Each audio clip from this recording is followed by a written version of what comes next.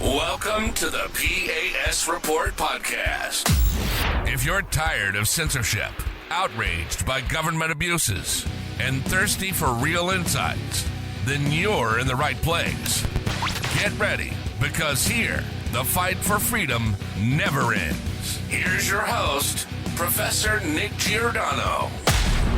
What's up, everyone? Welcome to the P.A.S. Report podcast. This is your host, Nick Giordano. I'm glad you could join me. Make sure you follow and subscribe to the podcast so you never miss an episode. Also, don't forget to visit the P.A.S. Report website, pasreport.com, and share this episode with your family and friends. We got less than 2 weeks before the polls close. It's crazy to think that we are less than 2 weeks away from the 2024 election.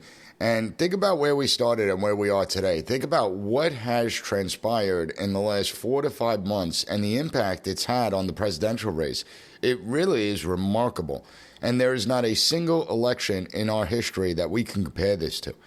And at this point, there are very few things that surprise me. But the one thing that does is, after all these years, you would think that the Democrats, the media, the elitists, you'd think they'd be able to figure out Trump and why millions support him. But they're not able to do that. And they can't do it because they remain in their bubbles. If they escape their echo chambers, maybe they would begin to understand and they would adapt. They would change strategy. Maybe, just maybe, it would pierce through the groupthink mentality that exists. And it's not to say that groupthink doesn't exist on the right of the political spectrum. It's not to say that the right doesn't speak to their own echo chambers. They certainly do. But there is a stark difference. And the left's biggest problem is their inability to self-reflect. They never ask themselves, what created Trump in the first place? And why does he resonate with so many ordinary people? Why does he connect with people? And think about this logically. In the last several election cycles, Democrats and the media have successfully typecasted their political opponents. And I can think of no better example than when Mitt Romney challenged President Barack Obama in 2012. You have Mitt Romney, a net worth of nearly $300 million, and in the 2012 election, Democrats and the media defined him as an out-of-touch elitist, a multimillionaire that couldn't relate to the problems of ordinary people, that didn't understand the problems ordinary people face. He was the Mr. Burns, right? Mr. Burns from The Simpsons. He was this greedy, conniving, and he's someone that only cared about wealth and power. Now you have Trump, who is a billionaire. He has over 10 times the wealth of Mitt Romney. Yet even though he has far more wealth than Mitt Romney, his main base of support is ordinary middle-class Americans, mostly blue-collar. And the number one reason they say they support him is twofold. First, they say that Trump understands their problems, that Trump understands the struggle ordinary people face in their life. Now that's remarkable when you think about it. Here's a guy that can relate to ordinary people, even though he doesn't really face the problems we face, right? I mean, he's not the one contemplating, where he could afford to send his child to go to school. He's not the one that has to go through the bills and determine, what bills can they afford to pay, what bills they can't afford to pay. Yet he still understands what it's like, weirdly enough. But secondly, they say that both parties, the Democratic Party and the Republican Party, have turned their backs on the people, and former President Trump is a disruptor. Now, rather than try and understand why people have lost faith in the political parties, and by extension, the government, they continue to mock and demean millions of Americans as if the American people are too dumb to understand what's in their best interest. They routinely talk down to those they disagree with, the bitter clingers, the basket of deplorables, racists, bigots, misogynists, fascists, just about every other negative connotation you could think of. And it's this exact reason we see the disconnect. The Democrats and the media, they still don't know how to handle Trump. They don't understand how Trump is extremely calculated, how he is a showman. And it's not to say that Trump doesn't create his own problems and sometimes he's his own worst enemy. That's certainly true. But I think that a lot of people on the left completely miss the point of why ordinary Americans are so aggravated at what they're witnessing. Now, with that being said, I think what Trump did on Sunday when he visited McDonald's proves my point. It sent Democrats and the media into a frenzy. They were unhinged. They were visibly angry by the photo op. Rather than just laugh it off and show that they could have a sense of humor, They screamed that Trump working at McDonald's was a staged photo op, that he's lost his mind, he's mentally unfit for the presidency because he did this photo op, that McDonald's was closed, and he's lying to the American people. He really doesn't work there. I mean, are you kidding me? Do you really think like the American people believe he worked there for 30 minutes? They simply don't get it, and they fell for the bait. They fell for it hook, line, and sinker. And I want to take a closer look at this, right? Because what are the political implications of the Trump McDonald's visit, and what does it mean for the 2024 presidential elections? At this point, there's really not much that's going to move the needle all that much, pending some huge October surprise. And again, we have less than 2 weeks to go. So what can that October surprise be? And is there really any surprises when it comes to Trump? I mean, I think that he is probably the most thoroughly vetted person that you could possibly imagine, given all the investigations and criminal trials and anything else you could think of. But I want to discuss the impact of this. I want to look at the polls, the trends that are going on, and I'm going to discuss the campaign pledges of both candidates, because while the proposals may be unrealistic, they also show how one candidate promotes government dependency and the other is focused on the individual. So, and trust me, you're going to want to hear this. So don't go anywhere. We're going to be right back after this quick break. Welcome back to the P.A.S. report, everyone. So before the break, I was talking about Trump's visit to McDonald's that sent Democrats and the media into a frenzy. They went apoplectic. And I swear, Trump should write a new book, and the title of it should be The Art of the Troll.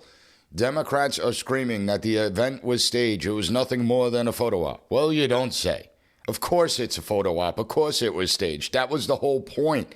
My God, these people, they just don't see it. And it was staged, just like Kamala Harris visiting a Baptist church after she told hecklers that they were at the wrong rally after they screamed, Jesus is Lord, and she told them, get out of the campaign event. They're just mad that Trump's photo op actually worked and hers didn't. That's what they're really angry about. Let's be honest about that. And there's a reason that Kamala Harris's visit to the Baptist church didn't work. There's a reason. She has a major problem. She is inauthentic and she can't connect with ordinary people. She regurgitates memorized line. Everything is very staged and crafted. Her and her campaign believe that people are simply going to buy into whatever she says. And it's why in every interview and campaign appearance, she repeats the same lines ad nauseum. That, and when she constantly talks about an opportunity economy and hopes, dreams, and aspirations, see, most people see through it. They see she is an inauthentic candidate, whereas Trump never claims to be middle class. Notice that. You look at Vice President Kamala Harris. Her mother was a successful doctor. Her father was a college professor. And she constantly makes it as if she has to show her middle class bona fides. When you look at Trump, Trump doesn't claim to be the middle class. He always boasts about how rich and successful he is. But more importantly, he doesn't talk about Americans in a condescending tone. He doesn't talk to them in a condescending tone. And that's why he relates better to them. And getting back to the McDonald's point, Democrats and the media are hoping that this is Trump's Dukakis moment. For those that are of the younger generations in my audience, in 1988 presidential election, you had Dukakis, the campaign that thought it would be a good idea to have Dukakis in a tank because they believed that it would portray him as a sound choice for commander-in-chief. Instead, it had the opposite effect. He looked like a moron, and it actually tanked his campaign, and the pun is intended. He looked like a fool. He had this dopey grin, he had this huge helmet, and it opened criticism on how he was weak on national defense. And Dukakis went on to lose 40 out of 50 states in the general election, and the Democrats are praying that Trump working at McDonald's will have the same effect. And I hate to break it to him, but that's wishful thinking. This was a stroke of campaign genius. First of all, in order to seem relatable to ordinary people, Kamala Harris claims she worked at McDonald's, yet she hasn't provided any evidence that she actually did. And it's amazing because when Trump says something, the media's like, where's the evidence? You're lying. You're not telling the truth. You're misleading people. But yet when Kamala says something, everyone takes it as the gold standard, even though she's lied multiple times, right? I mean, she lied about smoking weed in college, listening to, I don't know, Snoop Dogg or Tupac or Biggie, whoever she said, when she was in college before those rappers even emerged. She plagiarized parts of a book that she wrote. She stole lines from Martin Luther King and the story about freedom. So when it comes to McDonald's, well, where's the proof she actually worked there? McDonald's has said they had no record of her. We don't know the location she worked at. No one has come out to say they worked with her. It's complete radio silence. And for those that want to argue that the employment records were likely destroyed because it was decades ago that she worked there, understand the IRS has every single taxpayer in their system. The IRS would have a record of her working at McDonald's and paying taxes on the money she earned from McDonald's. But the reason that the Trump photo op was successful was, well, there were several objectives to it. The first objective from the Trump's photo op was to spotlight that the vice president is lying to the American people. And it reinforces how inauthentic she is. If she is willing to lie about something so simple like working at McDonald's, well, then she's a fraud. The second objective was to humanize Trump more. Here's a billionaire that isn't afraid to throw on an apron, work a fry station, hand out bags of McDonald's to people. And this simple act not only made him seem more relatable, but it also reinforced his image as someone who understands and connects with everyday Americans. Trump is actually really good with people, really good with people. And in one of the interactions with the employee says, thanks for hanging out with ordinary people. And Trump said, there's nothing ordinary about you. Now, juxtapose this with Kamala Harris's campaign that relies on star power of the wealthy elite, whether it's Hollywood, the music industry, Oprah, Taylor Swift. You don't see that same connection. Trump has the ability to embrace down-to-earth moments. He showcases his retail politics skills because he is good with people. And I said before, he is a showman, and he understands the importance of optics. He doesn't need to rehearse sit-down dinners or rehearse how to purchase bags of Doritos like the vice president does. The third objective was fairly simple: free media. Again, this is a guy that understands media. This is a guy that understands marketing and branding. And how many millions of dollars has Trump earned in free media because of this stuff? Think about the amount of money that the Kamala Harris campaign has raised and spent. They outraised the Trump campaign by a margin of 3-1, and they are burning through their cash. Trump knows how to take over media cycles, and people are still talking about the McDonald's photo op. They're still talking about it. And that's what matters. You have the media elites criticizing Trump for staging this photo op, but the reality is people are watching at home and they're saying, well, it's not really a big deal. It's actually pretty funny, because people do tend to have a sense of humor. And they're not looking at it as, this is the death of democracy because the president threw on an apron and worked at a fry station. In fact, one of the media outlets really showed what they think. The real proof of Donald Trump's dementia is that he let his handlers do this to him today without pushing back about what a humiliating idea it was. Think about how insulting that is to every fast food worker, that the fact that a former president and current presidential candidate would throw on a McDonald's apron, the left views that as humiliating, beneath the office of the presidency. But why? See, it's these types of campaign stops that appear to be working, and the more the American people see and hear from Kamala Harris, the less they like. I stated last week that we are beginning to see small movements in the polls. We are seeing them tend to trend towards Trump, and the trend continues. The trend continues following the vice president's disastrous interview with Brett Baier on Fox News. Then Kamala Harris was a no-show for the Al Smith dinner. Now, optics-wise, the video she put out was terrible, it was cringeworthy, and she was roasted for not showing up. I don't think that's going to make or break this election cycle, but the optics do matter. It mattered that Trump was literally getting all the attention, that Trump was effectively able to take the spotlight, even with an audience that certainly weren't Trump supporters. I mean, you had Chuck Schumer sitting 2 seats down from him, and they were engaging with each other. You had Trump that interacted with Governor Kathy Hochul, Mayor Adams, and other Democrats that were there. And Trump was able to engage, and he was able to make people that don't necessarily like him or agree with him laugh. And now you have the Trump McDonald's photo op. These things matter because the trend in the final 2 weeks is important, especially as early voting really gets underway in the majority of states. And ask yourself this, with less than 2 weeks to go, if you were running a political campaign, which campaign would you rather be running? Now, this doesn't mean that Trump's guaranteed victory by any stretch of the imagination. I stated on numerous occasions, this election is impossible to call. It's going to be a very close election. Neither candidate can take anything for granted. You, the voters, have to get out there to vote. It doesn't matter if you're in a red state or blue state. You don't say that your vote doesn't matter, that it's all rigged and it's pointless. If you believe that, then you don't matter. Then I don't want to hear any complaints about what takes place over the course of the next few years. Okay, this election is a coin flip.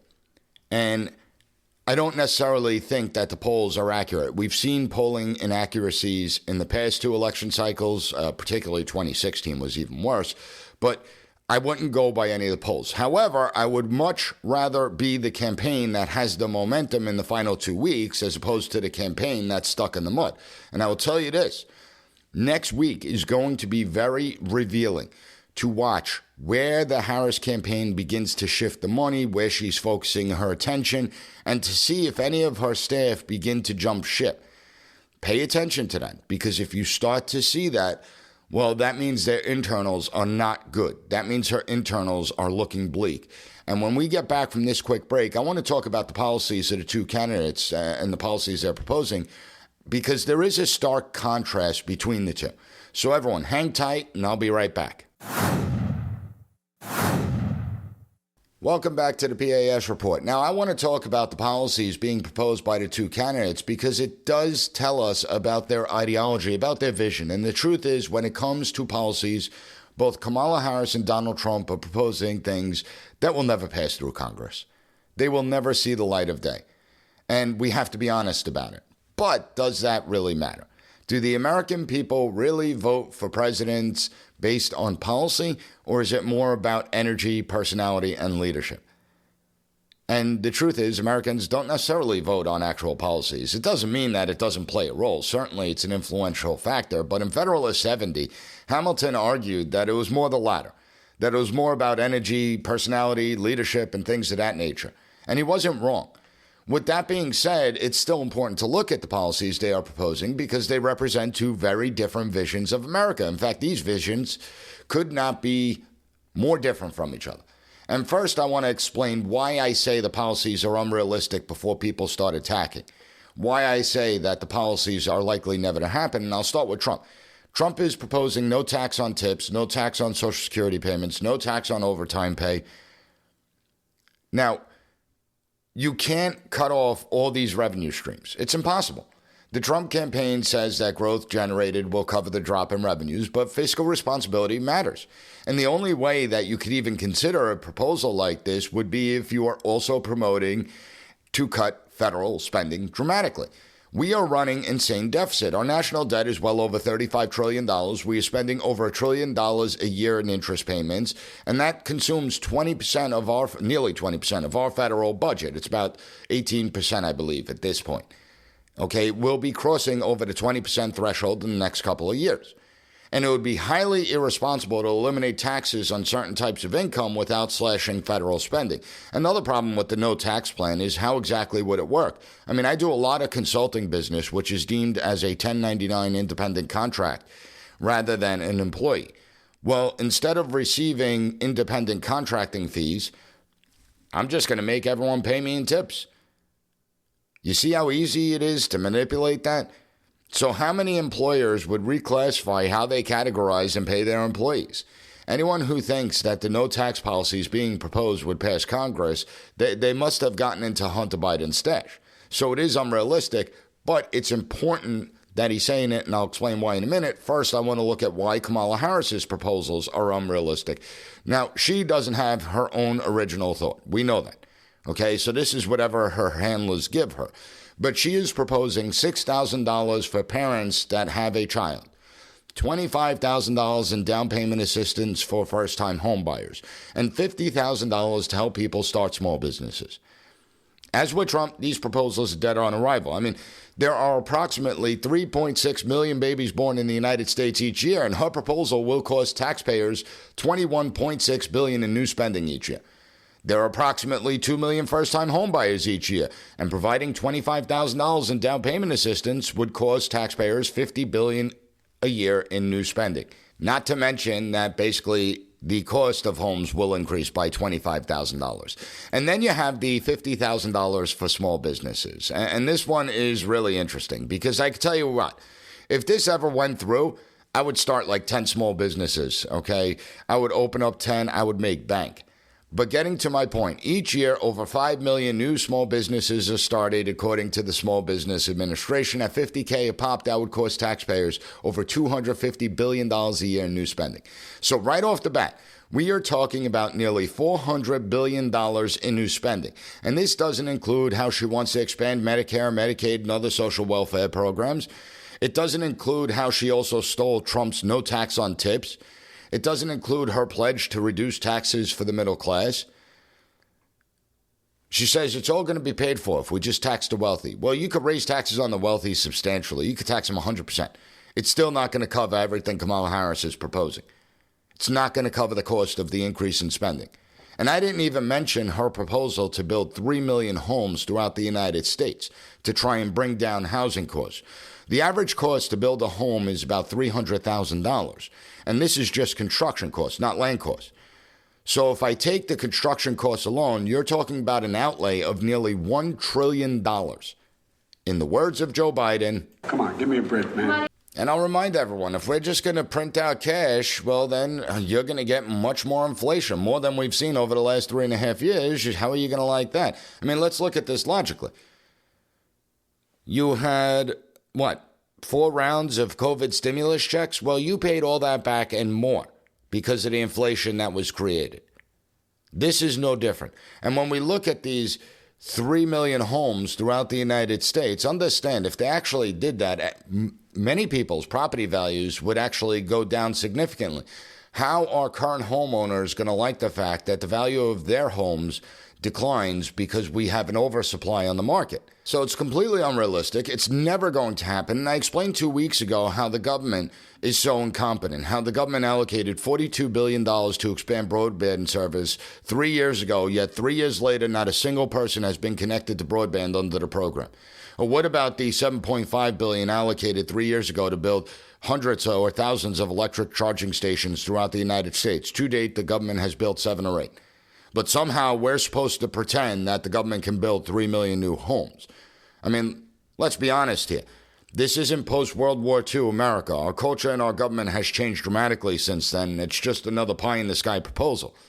However, despite the proposals being unrealistic, it reveals the mindset of each candidate. It reveals the mindset of the political parties, and there is a stark difference between the two. I'm going to talk more about that when we get back from this quick break, so everyone hang tight, and we'll be right back. Welcome back, everyone. Now, before the break, I discussed how both candidates are making unrealistic proposals, but despite the proposals being unrealistic, it reveals 2 fundamentally different visions for America. So let's look at those visions.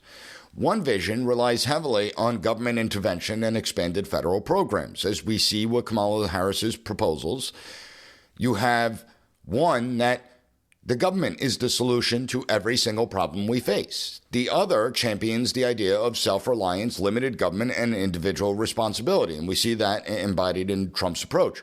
Now, I want to take this conversation deeper and connect it to the principles of our founding fathers, that the principles that they laid out when we established this nation, because the vision Kamala Harris promotes, a government deeply entrenched in every aspect of life, dictating housing and healthcare and education and the livelihoods of its citizens, is a far cry from the America envisioned by the founders. I mean, our founders understood that the more power the government holds, the less freedom that we, the people, have.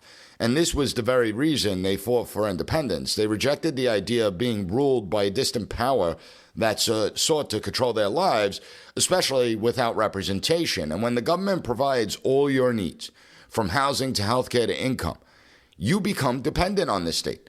And I want to make this clear. Government dependency equals being a slave to the state. You're not going to bite the hand that feeds you, and dependency erodes individual liberty and personal freedom.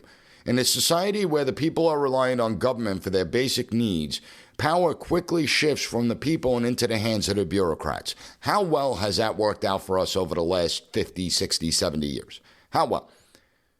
Okay, And all this will lead to a population that becomes complacent, a population that's unable or unwilling to challenge the state apparatus because their survival depends on whatever the government is doling out. Now, the alternative vision, one rooted in the principles of self-reliance and individual responsibilities, one rooted in the vision of true freedom. When you rely on your own abilities, when you work within your own communities, when you want limited government intervention, you're the one that maintains control over your life, over your destiny. Our founders didn't create the Constitution to grant power to a government that would control every aspect of life.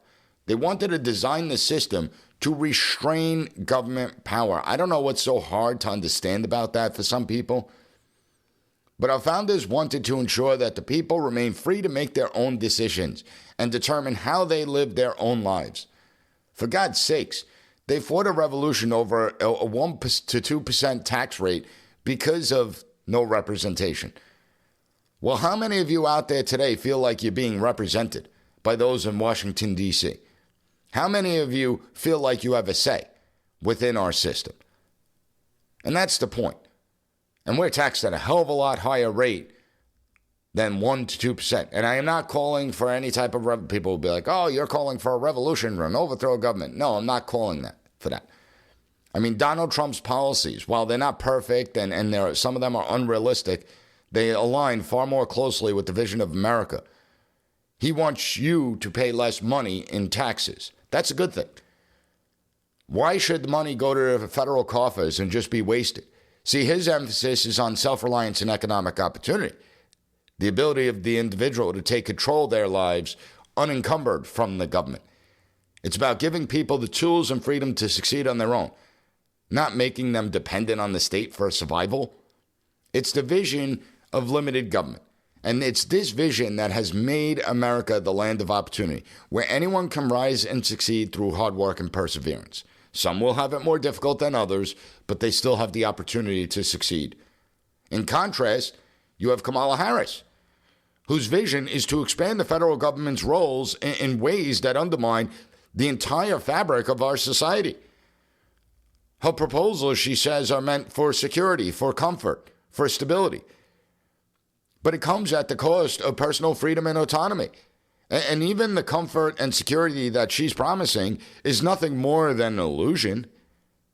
The founders warned us that when the government grows too large, it inevitably becomes tyrannical. And it may not look like tyranny in the traditional sense. But we are witnessing the slow erosion of freedom. There's little doubt about it. Everything in life is a trade-off. And when the government expands, liberty contracts. When people demand more government services, they are no longer free people. We are then subjects of the state. And that's part of the biggest problem. Now, when we head into this election, the choice before us isn't about policies or even about personalities. What it's really about is two competing visions for America's future. One vision that seeks to expand government power and make we the people reliant on the state. And then the other vision that believes in limiting government, doing away with regulations, fostering self-reliance, and upholding the individual freedoms that the founders fought to protect. The question you have to ask yourself is simple. Do you want to be free citizens, or do you want to be dependent subjects that are subservient to the state apparatus? You are the ones that have to go out there and make that determination, and we're going to find out, hopefully on election night, where the American people stand. Now, if you found the content of this episode informative, please give the P.A.S. report a 5-star rating. Take 30 seconds to write a review on Apple Podcasts or Spotify. Also, share this episode with your family and friends and on social media. Share it with people that may not agree with your point of view. Share it with people that may be to the left of the political spectrum. They have to start to realize that nothing good comes out of granting government more and more power. And if we continue down the trend that we've been on, we will come to regret it sooner or later. I want to thank you for joining me. I'll be back next week with another great episode of the P.A.S. Report podcast. Thank you for listening to the P.A.S. Report. Don't forget to rate, share, and hit that subscribe button. That way you'll never miss an episode. For more exclusive content and updates, visit us at PASreport.com. And follow Professor Giordano on all social media platforms. at P.A.S. Report.